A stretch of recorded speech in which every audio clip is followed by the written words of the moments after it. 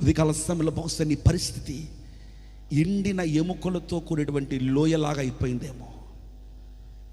నీ పరిస్థితి చెల్లా చెదరైపోయేటువంటి ఎముకల్లాగా అయిపోయిందేమో. నాకు ఇక నిరీక్షణ లేదు, నాకు ఇక జీవము లేదు, నాకు నా బ్రతుకింతే, నా జీవితం ఇంతే, నా బ్రతుకు శూన్యం, ఎందుకు నా బ్రతుకు, చస్తే బాగున్ను అని 10 సార్లు చావును గూర్చిన తలంపులు నీకు వస్తున్నాయేమో. ఉదయకాల సమయంలో ప్రభు నీతోనే మాట్లాడుతున్నాడు. పరిశుద్ధాత్మునితో నీవు సహవాసం చేసినప్పుడు, పరిశుద్ధాత్ముడు నీలో ఉన్నప్పుడు అపజయపు మాట మన నోట రాదు. ఏ మాట వస్తుందో తెలుసా? జయ కేకే మనం పలుకుతాం.